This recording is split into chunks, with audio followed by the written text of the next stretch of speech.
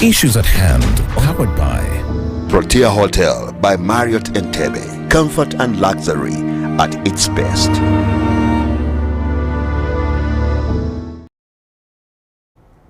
It is October 17th, 2023. Oh my God, the year is fast spent and it is running at a terrible speed. And of course, we have to stay moving with it if we want to make sure that, of course, we achieve our goals. My name is Nowamani. You are welcome to Issues at Hand this morning. Of course, we address different issues, issues like economic issues, educational issues, inspirational issues, security issues, but also not forgetting political. However, today we are looking at a very, very dear topic to our hearts, because of course we survive by the way that it goes. If it goes left, then we are in trouble. If everything stays right, then of course the mankind is blessed and it is able to move forward very, very well. And I'm talking about climate change. Remember, however, before I get to my discussion, that Protea Hotel by Marriott Entebbe is our sponsor, and it is located in the heart of Entebbe with different services like you can see on your screen. They do have a variety of services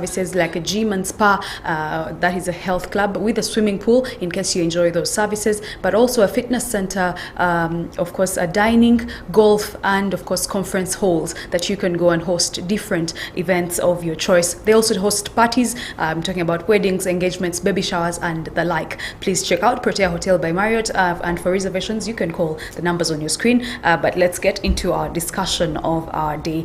Today is very interesting because we're going to talk about climate change and the weather in general. You know that we have been experiencing very heavy rainfall that is unlike the usual. It is a little bit different and shocking because it had never happened in the recent years.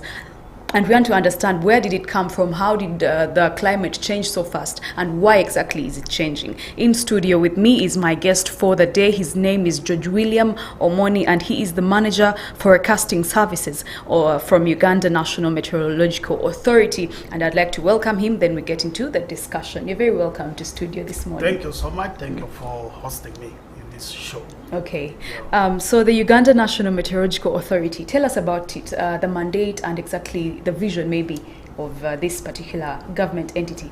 Okay, thank you so much. Uganda National Meteorological Authority is a government agency under the Ministry of Water and Environment. Okay. It is charged with the responsibility of monitoring the weather and issuing early warning information to the people of Uganda, and also responsible for managing all the weather monitoring stations across the country. Okay. So generally it is also the focal point person for the National Framework Convention for Climate Change. Okay. Yeah. Okay, so you've talked about monitoring the weather, and I'd like us to get into climate change. And the first question maybe will be, why? Why are we experiencing not only national but also global climate change? Maybe that is to ask about the causes. What is causing this drastic climate change? Okay, thank you. Before I go to that, I need to bring it out clear what climate is. Okay. When we talk about climate, we are referring to the average of the weather condition over a longer period of time. Mm-hmm. And the weather conditions are like the temperature, the relative humidity, which is the amount of water vapor in the atmosphere, the sunshine, the pressure, the wind direction, and so on and so on.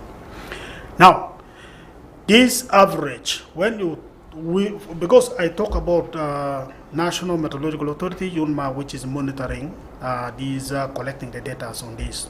So for us, what we do after collecting for a period like 30 years, we get the average of that, then we'll be in a position to know the climate of that given place.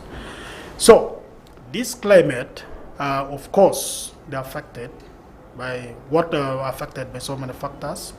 And what can define the climate of a given place? Number one, we look at the position of the place over the globe. Because take for example, Uganda is along the equator. So the climate of Uganda is quite different from the climate of South Africa. South Africa in the southern part of almost Africa. Okay. Then you go to Europe, they are in the extreme north of the world. So that positioning of a place will define the different climate of that particular place. Okay. Then we look at also the wind blow. the kind of wind which blows over the area can also define the climate of the place. Because wind normally carries this water vapor in them, then it can either moderate the local climate of the place, or it can really make it either warm or cold. Then the temperature. The temperature is normally particularly by the solar radiation which is coming from the sun. Some part of the earth receive more solar radiation compared to others. For example, if you go extreme north of the world, at the polar side, they receive less solar radiation compared to the area around the equator.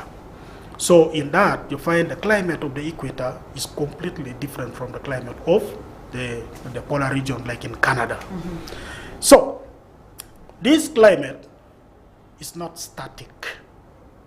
This climate is changing. And what is bringing the change? There are so many factors which comes on board. One of them, I can start with the global change. Now, the change is normally brought by two major factors. Number one, natural changes. Number two, man-made.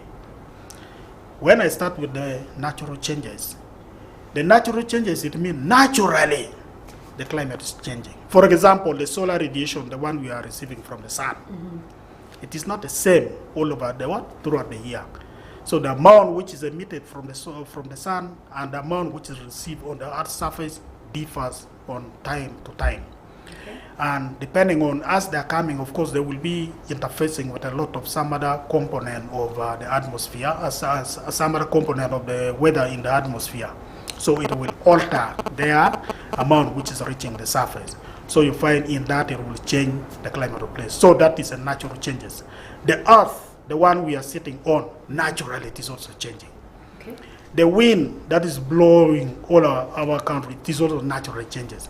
So those are the natural changes. Even the oceans, whenever the ocean is changing, it will create a change in the climate of the system. So the ocean naturally is changing, and that kind of change is also can cause a change in the climate and others. Those are the natural changes. Now when we come to the man-made, you see, naturally when the system is changing, it is okay because we have no control over it. But their impact might not be so severe. So it is good for them to change because the human also survive in this kind of changes very well. If they are not changing, they can even cause problem on our livelihood. So when we come to the second one, that is the man-made. Man-made, those are activities man are doing which can result into change in climate. For example, the industries, heavy industries, which is widespread, particularly in developed countries. You see, these industries, they are emitting a lot of gases in the atmosphere. These gases, when it goes into the atmosphere, it creates a kind of changes in the alteration of solar radiation reaching the Earth's surface. It can also cause a change in the oxygen that we always use it for breathing, and also at the same time, it brings a lot of increase in the temperature. So increased temperature or cooling of the place are normally associated with those kind of changes of the what? Of the climate. Then we can also look at man has gone deeper into tampering with some of the forests. And these forests, normally, you know, they're very, very, very good for rain formation. So once we go and start cutting this kind of forest because of what we need, it will result into this climate change. Then we look at also the vehicles. You know, this vehicle, there are a lot of smoke which are coming. You see, right now the world is advocating for coming electrical vehicles, because so that we reduce what is called the emission. So once we have reduced the emission into the atmosphere, we will be in a position to control the change of the climate. Now, if you look at some of these activities, the one we do, in addition to the natural changes, it will bring more problem onto the problem already on the ground.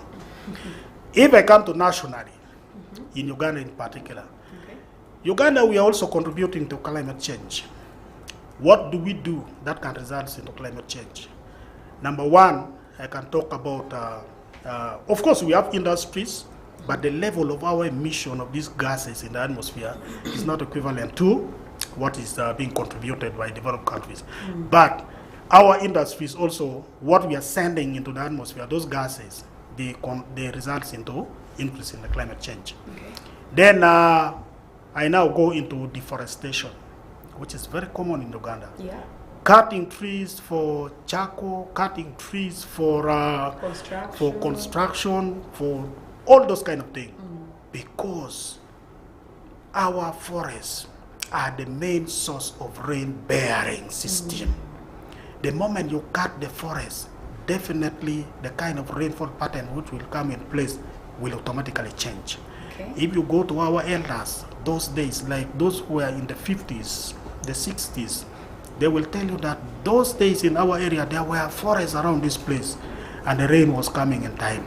But nowadays, all those forests are cut. Then rain doesn't come the way it used to come. So those are the kind of things which really we as Uganda were doing. Encroachment onto our wetland, very bad. You know, wetland moderate the local climate of the place. If you are near the wetland, because the water bodies evaporate, so it keeps that area cool. And also, whenever rain is coming, you find the kind of rainfall which comes in that particular area is quite different from away where there is no wetland. So by encroaching, then at the end you find the water volume start decreasing. So at the end it will result into climate change. Then also we look at animals, by the way. We are keeping animals. Animals dropping, they emit a kind of gas which is called methane gas. And this methane gas is a greenhouse gas. And this greenhouse gas is one of the causes of the global warming. Because when it goes into the atmosphere, the more number of animals we keep, then the more methane gas we are emitting into the atmosphere. Then at the end, our temperature will keep on rising. So those are some of the few things that we do that results into the causes of climate. And charcoal burning. You know, charcoal burning, you end up cutting those trees. Then at the end, also, you are burning, you are emitting a lot of these gases in the atmosphere. So those are some of the few things we do locally which results into climate change. Thank you. Let's get to, you mentioned that when people don't stop cutting trees, then it is a cause of global warming and climate change. What are we likely to see if people don't stop cutting down these trees and also encroaching on the wetlands? What are we likely to see maybe 5-10 years from now if people don't stop this habit? Okay, thank you so much. So whenever we are going to continue doing all those kind of things which will result into climate change, we should be ready to see that the kind of rainfall we are going to receive will not be the same as it used to be. Because we know very well when the rain is starting during the season, like the first period of at the beginning of the year, we know very well rain normally comes around the month of February. So we can either expect this rain to come by March or April, or it might come earlier then it disappears. So that is one of them. Number two, we should also be ready to see that sometime in the middle of the season, rainfall season, rain will disappear. We don't see, so there will be a lot of dry spell, or too much rain will come in the middle which is not expected. So that one will be coming due to what we are doing right now. Then three, we should also expect that the temperature of the earth or the temperature over our area will keep on rising. If you recall recently, people have been complaining and they've been calling me that sometimes even you can see that there is rain is coming, or there is a drizzle, but the temperature is too high. People are sweating at night, sweating during daytime. So all those are coming because of what we are doing. Then four, hailstorm. You know, right now, whenever rain comes, it is always characterized by a lot of hailstorm. And this hailstorm, because of this impact of the climate change, heavy rainfall comes with a lot of these disasters. Lightning is also one of it. Lightning is very, very, very prone nowadays. Recently, when rain started by September, I think the office of the Prime Minister has recorded more than 20 lightning cases. And we can also come to some other, like flooding. Flooding is so common nowadays during rainfall period. And this flooding comes because, number one, the rain is so intense. And number two, we used to be having forests, like in upland area, in the hilly area, but we have cut all those forests. Now by cutting all those forests, then whenever it rains heavily over the highland areas, then the running water will find it very easy now to come down to the lowland area. Then at the end, the lowland area will be definitely flooding. So all those are brought by what we are doing, which results into climate change, and not forgetting also the drought. Drought are so common nowadays compared to the past. In the past, sometimes you find drought can come once, then it takes many years, then it comes. Of course, I'm not saying that drought, it never been there. Drought, it been there. But the frequency of drought and the frequency of flood nowadays is increasing year after year. All those are due to the climate change. Okay, thank you so much. Now those are some of the causes of climate change, and we have seen that there are natural and natural causes. We shall get to what can we do to mitigate that, but let's first get to the indicators of climate change. I'm sure there are some indicators of climate change that you can tell us about. Thank you so much. Now, locally, I want to go this one locally. What are some of the indicators of climate change? By indicators, it means what shows that the climate has changed. Number one, I look at the temperature. The temperature, particularly at night, is now warmer than compared to the past. Yeah. That is a clear indication that the climate has already changed. Number two, the beginning of rainfall of the year is not the same like in the past. In the past, rain comes in time, and you find farmers also prepared. They can say by the 15th of April or the 15th or by the 15th of April, that is when the rain will be starting over my area. If you go nowadays, that is not the period the rain is starting. So that is a clear indication that climate is changing. Number three, we look at how rain spread itself during the rainfall season, given like March, April, and May, whereby those days we can see the rain spread uniformly until the end. But nowadays, completely, it is not the case. You find it can come for only 1 month or 2 months, then it disappears. So all those are due to the climate change we are seeing. I go to health. For health, I give an example of southwestern Uganda. Southwestern Uganda, in particular Kabale district, and even Kisoro, I think, used to be called malaria-free zone, where there are no mosquitoes those days. But you go there nowadays, there are mosquitoes. Why? Why mosquitoes there now? Because the temperature has gone up. The reason why there was no mosquito those days because the temperature was too low for mosquitoes to survive. But nowadays, it has warmed. So that warming is now so conducive for mosquitoes to survive. And now people are getting malaria from that area. Number four, we look at the frequency of occurrence of landslide and flooding. Very common nowadays. I give an example of the Elgon sub-region, even the southwestern highland. Then we also look at the Rwenzori sub-region, where every time, whenever rain is coming, we are always ready to hear about landslide, flooding, which displace so many people, and also life and properties lost. So the frequency of those occurrences, there's so much nowadays compared to the past. So those are clear indicators that the climate has already changed. Then we can also look at the bird species.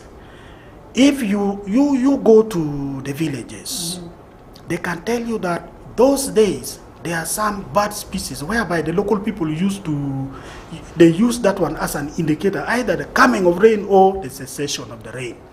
They see that rain, there are masses or swarm of birds migrating from one place to another. Okay. But nowadays they are not there. So why are they not there?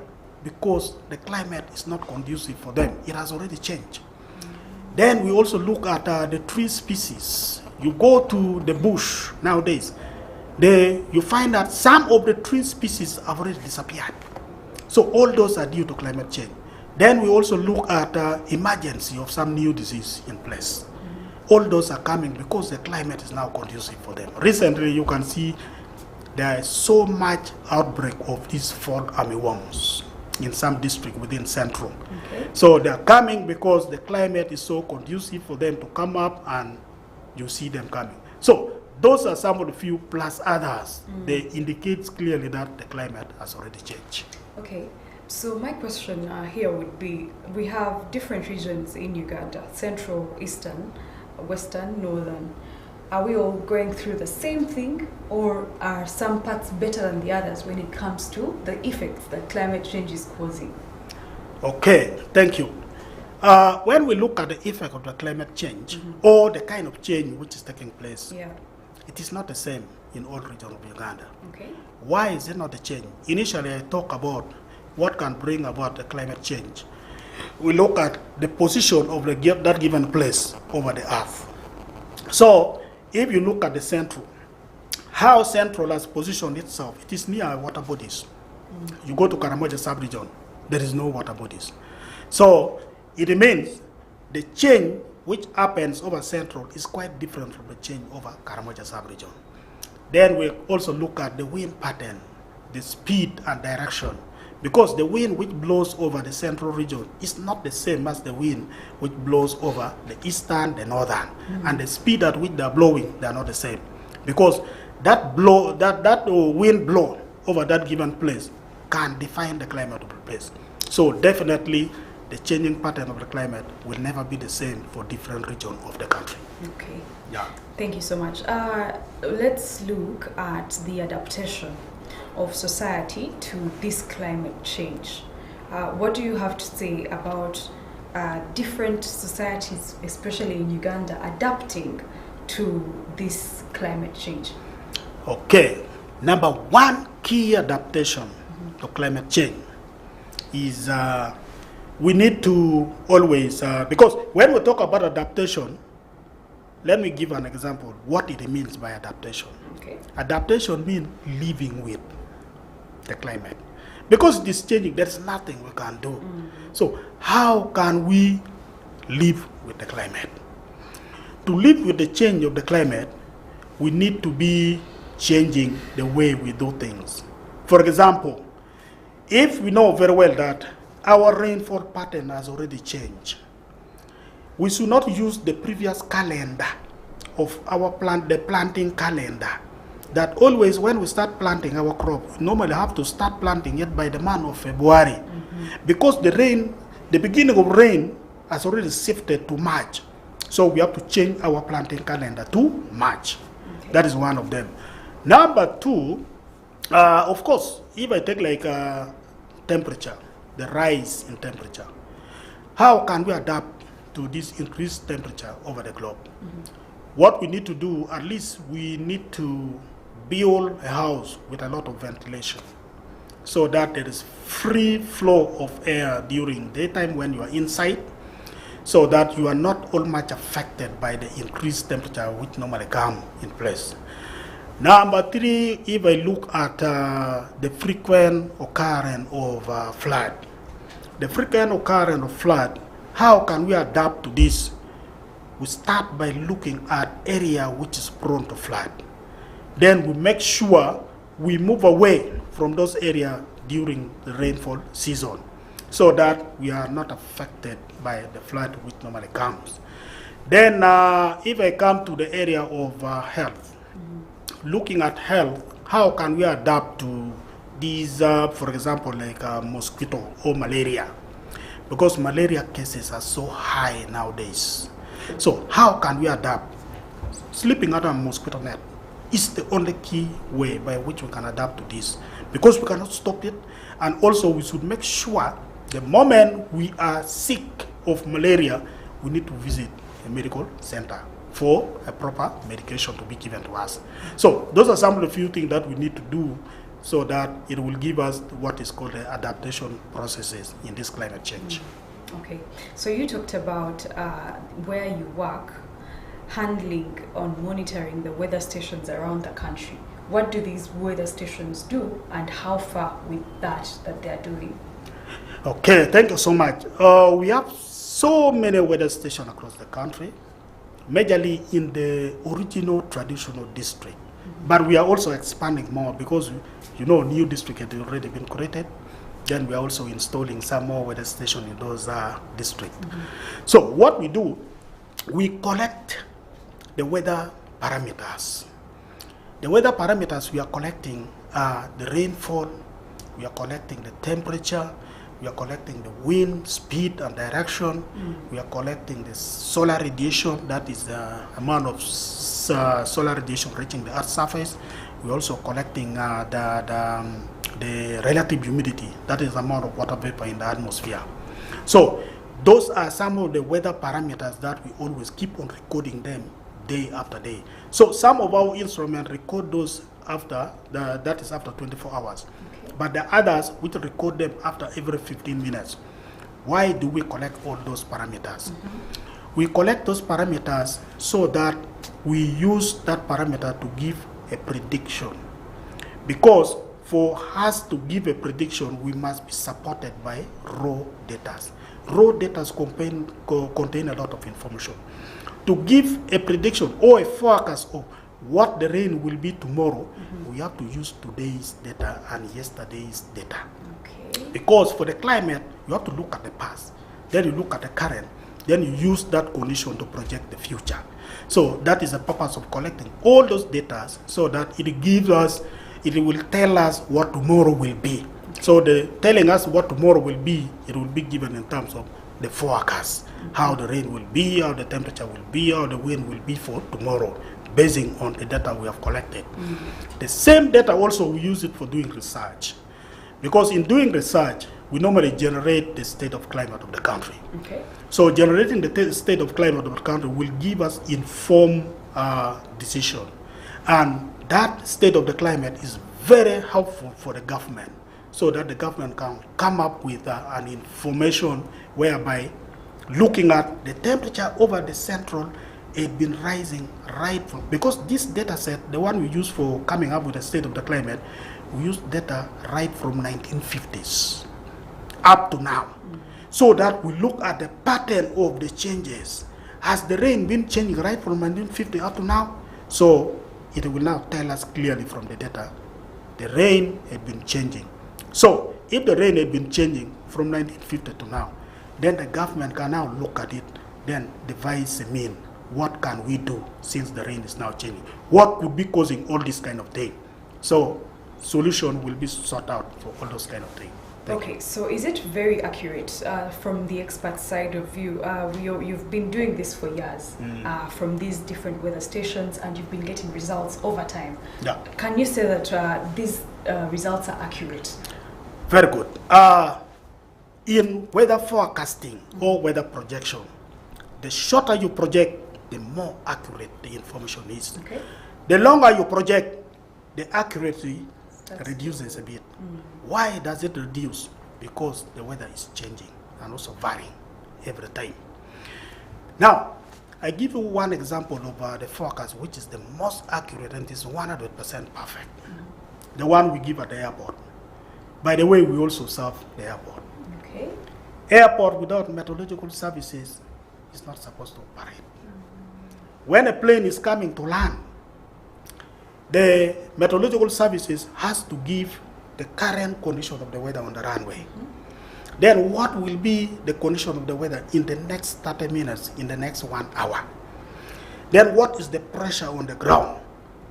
Now, we give the pressure on the ground, then the wind flow. You know, aircraft, the moment disaster due to aircraft occurs, the first investigation is on the weather, because the weather is the major cause of all aircraft accidents. So we give the pressure on the runway. The pilot is up with the aircraft. Then after giving it to the pilot, then the pilot will adjust the pressure by which the plane is coming down, so that the pressure matches the one on the runway. Then he will come and land successfully. The moment we give a different pressure, and we give a different pressure on the ground, and the pilot is coming with what we have already given him, yet it is different, the plane will crash. Two, the wind. You know, sometimes when the runway is straight like this, and there's a wind flow across the runway, we always advise the pilot not to land. Either to first wait, rotate around the airport, or if the wind continues, it is going to continue for longer, we normally advise the pilot to go and land in the neighboring airport. Then we also look at the wind when it is moving along the runway. If you see that the wind is coming this way, we always advise the pilot to land against the wind. You don't land in the direction of the wind, because if you try to land in the direction of the wind, you can be pulled by that wind, then you go off the airport. So you must be, as the wind is coming like this, for you should be landing like this way. That is where we always get our accuracy. It must be up to 100% perfect. Then we have also the 6-hourly forecast. The 6-hourly forecast, normally we give it to the media houses. That forecast is very precise. Okay. We give it 24 hours. That is from 6 to midday. Midday to 6 p.m. 6 p.m. to midnight. Midnight to morning hour. Very precise. Then the 24 hours forecast we also issue. Then it keep on going. 1 week forecast, 10 days forecast, monthly forecast, then 3-month forecast, which is the seasonal. Okay. So as I said before, the shorter we project, the more accurate the information is. But the longer, of course, it will start reducing, but not much. So if I talk of in terms of percentages of accuracy, particularly for the 3-month, the 3-month for the period for the season of March, April, and May, according to our analysis, we have realized that March, April, and May has 70% accuracy level. Okay, wow. While September, October, November rainfall season has 85% level of accuracy. Thank you. Thank you so much. I think let's take a short break, but we are still discussing the weather impact and climate change, and we have Mr. Omony that is taking us through the discussion. Now, of course, remember that Kampala, some areas of Kampala are located in wetlands, and when we come back, we want to look at the impact of that and where we will be in the next maybe 10 years, but also the impact of floods on our society right now. You know that flooding is becoming a problem, and it's causing a lot of disaster to us, and situations are not well because of these floods, and we want to look at the causes as well as what we can do to mitigate the situation. But also we will be looking at the current climate outlook for October, November, and December. These are the coming months in the near future. My name is Carol. We are powered by Protea Hotel by Marriott Entebbe. Stay with us, we'll be right back. Issues at hand, powered by Protea Hotel by Marriott Entebbe. Comfort and luxury at its best.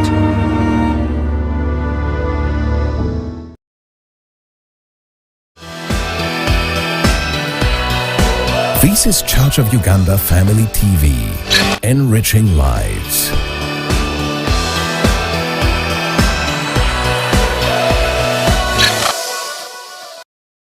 Greetings to you all and praise the Lord.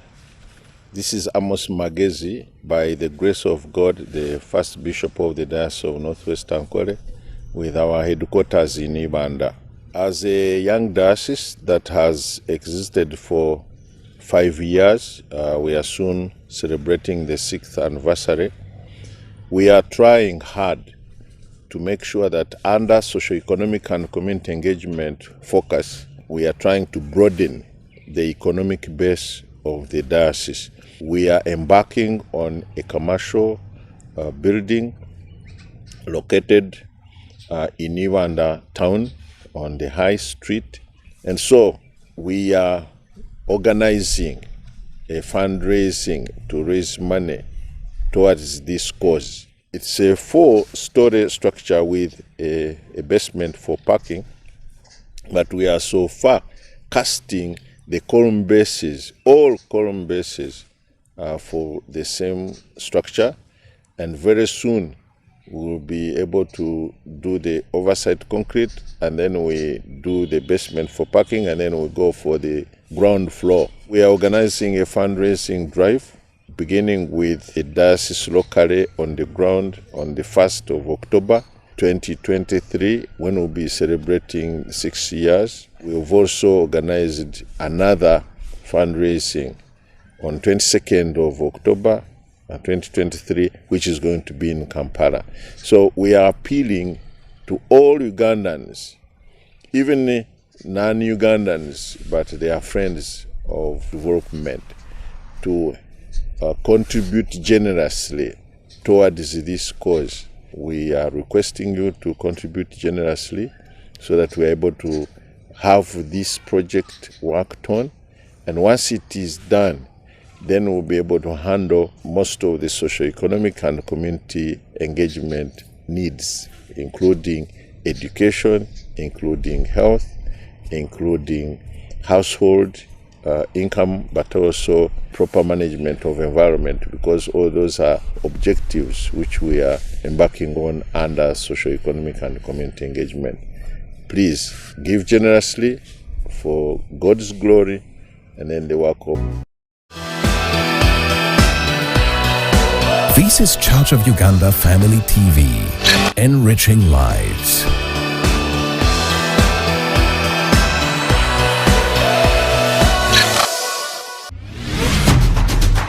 Issues at hand, powered by Protea Hotel by Marriott Entebbe. Comfort and luxury at its best.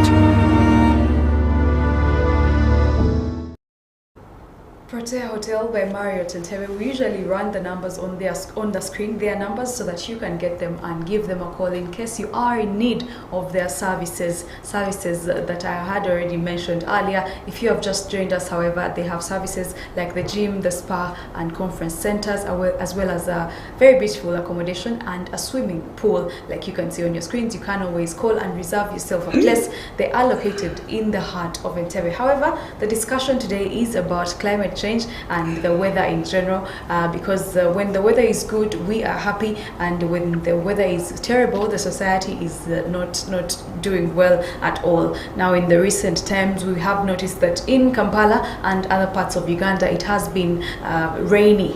It has been very cold season, and we want to understand why and if this is going to continue for some time. And in studio I have Mr. Omony and from the forecasting team of Uganda, and he's going to continue telling us all about it. He's from the Uganda National Meteorological Authority, a government entity that deals with the weather forecast and climate change in general. My first question, as we are starting the second part of the discussion, would be the current climate outlook, especially for October, November and December. Before we broke off, you told us about May, June, and July. Yeah. Yes, so let's get to the 3 months that are left to end the year. The 3 which are left is October, November, December. Yes. We are already in October. Next month is November. Then after that we go to December. Uganda National Meteorological Authority generate the 3-month forecast 3 times a year. Okay. The first one is for the season of March, April and May, which is normally generated in February. Then the second one is for the season of June, July and August, which is normally generated in May. Then the last one is September, October, November, December, generated in August. Why those 3 months? Because those are the period where rainfall is always observed over the country. Okay. So, people need to know when the rain is starting, when it will get much of it, when it will start declining. So they can now plan according to it. So that is why Uganda National Meteorological Authority has broken those 3 months 3 times a year to give us the forecast for the rain. Okay. So as we talk right now, we have already released the forecast for September, October, November, December. It was released on the 4th of September when we had that Climate Outlook Forum at Entebbe. So we invited all stakeholders and we released it officially. Then we also came and released it at the media center. So what is it right now? This 3-month forecast is always driven by some system And for us, when we're generating the forecast, we look at which particular system is going to drive our rain. Now, our rain always is driven for the 3-month period, can be driven majorly by the oceans. You can see the ocean is very far from us, but the changes of the ocean can impact on our rainfall variation directly. What? How does it change? We look at the temperature of the water bodies. You know, the temperature of the water bodies over the ocean, sometimes it can warm. Of course, the average temperature of the water bodies over the ocean is around 26.5 degrees centigrade.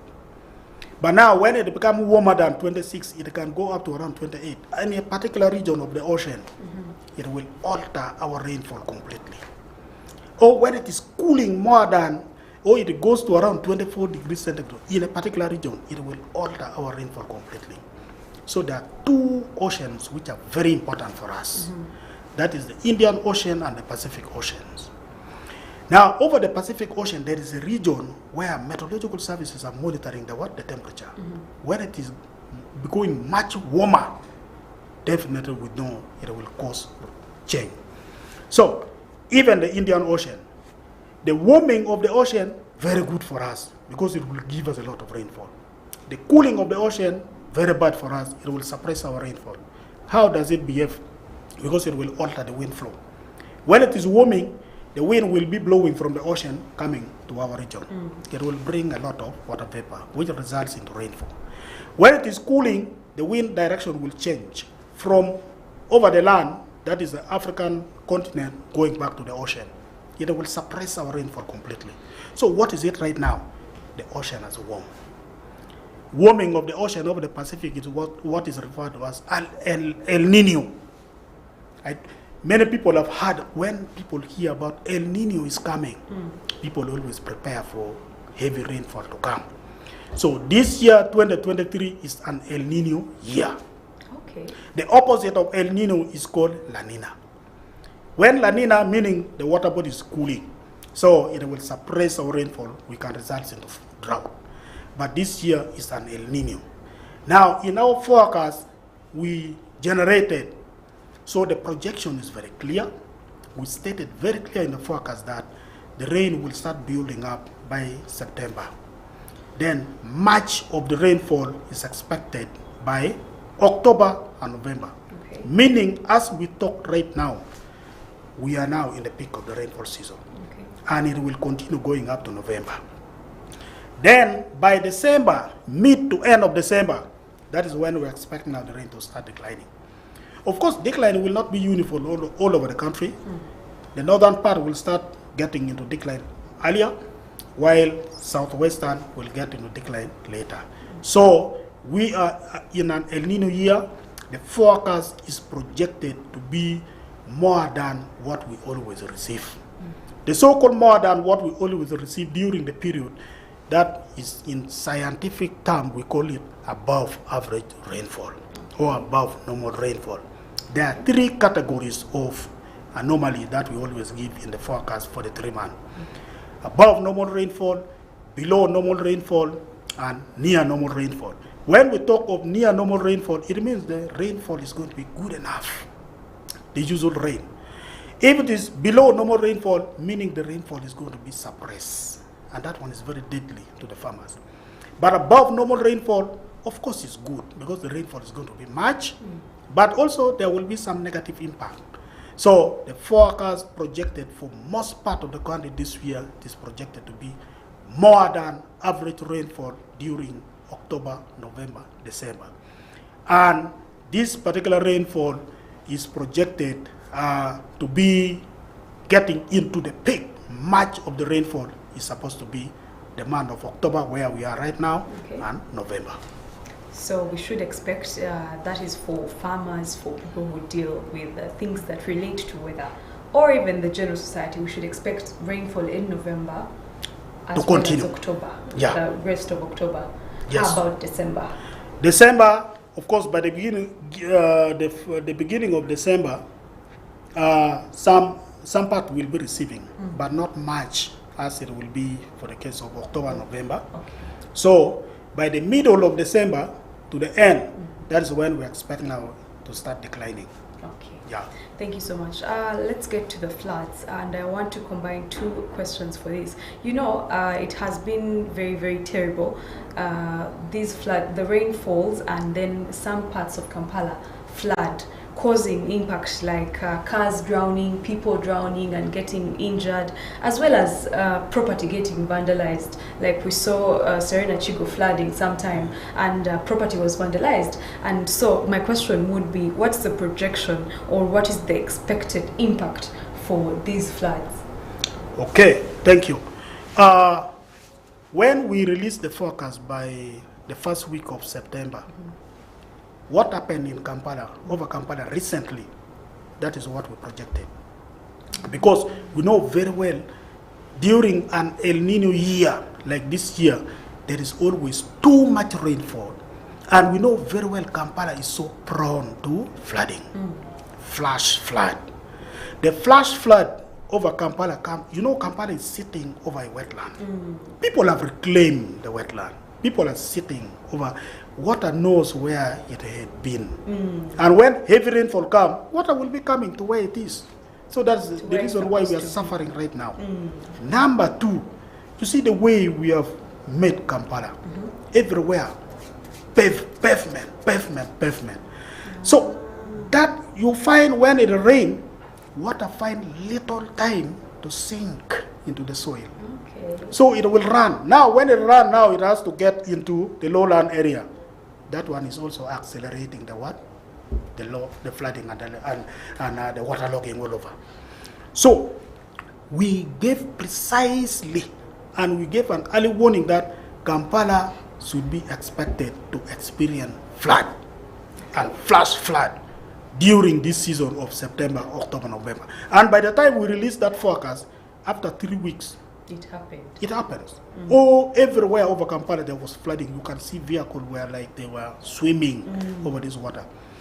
But we still have more to come, because this is the peak of the rainfall season, and the peak, definitely it will impact. So it is not only Kampala, even other sectors like education sector. Even we gave early warning to education sector, because we realized that this period is a period for national examination. Yes. We said they will be affected. If you recall, yesterday examination for O level started, and it was clearly mentioned, even today, they said there was some effect, some late delivery of what? Examination paper. So all those came because of the heavy downpours that happened yesterday. Yeah. Very true. What would be the advisories to different sectors of the economy which are going to be affected still? Okay, number one key advisories to the different sector is, please use the early warning information which is always released. We don't work alone as the Met Services. We work with all sectors, like the Office of the Prime Minister, which is in charge of disaster, also the Minister of Health. So we work with them. Whenever we have generated the forecast, they come and give input to our forecast product. Please get this information and plan with it, because this disaster due to weather is always coming, and it will get us. Then when we come to like looking at area which is always flooding, what advice can I give? We know area which is prone to flooding. Let us try to avoid, whenever say like a period of an El Nino like this particular year, it is projected, avoid going to area which is too prone to flooding. Even area which is prone to landslide, avoid going to those areas, so that we try to minimize the impact. And traveling on the road, particularly during early morning hour, the visibility can be reduced due to the mist which will come. Please be very careful, motorists, so that you avoid accident which can be occur due to your movement on the road. Thank you. And lastly, of course, I would like to ask a very interesting question. Now, we are doing UNEB exams as a country. The UNEB exams set off yesterday with the geography paper 1 and paper 2. And for a person who is telling me about meteorology and the weather forecasting and climate change, I thought geography was the main subject that people would study in order for them to become like you, for them to get knowledge like you. And there could be somebody out there who wants to in future become like you come to TV and talk about the things that you've told us about? What direction are they supposed to take education-wise? Okay, thank you. You know, many people always they think that when we talk about meteorology, it is about the weather, that is geography. Yeah. Geography is too small in this weather forecasting. So the major subject of interest, the core subject of interest in this meteorological field, it is physics and mathematics. Geography, I'm not saying you should not study geography. Me, I studied my geography, I ended in O-level. After sitting my O-level, I left my geography. Okay. I went to the university, I did my physics and mathematics. Then I came and did postgraduate in meteorology. So the best subject combination for this particular field is physics and mathematics. Okay. Geography is too small for this. Thank you. All right. Any last words maybe to the public before we wrap up? Okay, my last word is I always, when I'm for a talk show, I always give my phone number so anybody is free to call me so that we discuss more. Okay. So my number is 0772 853975. I repeat, 0772 853975. Please call me, we discuss. I know some of you want to ask questions, but there is no opportunity. Call me and we discuss. Thank you. Thank you so much, Mr. George William Omony, for that beautiful discussion. And I hope you've learned a thing or two about the climate and the weather forecasting that they've told us about. And I hope you are prepared very well for the eventualities of the weather and as well as the climate change and global warming in general. My name is Carol. Thank you so much for being a part of Issues at Hand this morning. We are powered by Protea Hotel, by Marriott Entebbe. Comfort and luxury at its best. We'll be here tomorrow, same time, same station. Good morning. Have a good day. Issues at Hand, powered by Protea Hotel by Marriott Entebbe. Comfort and luxury at its best.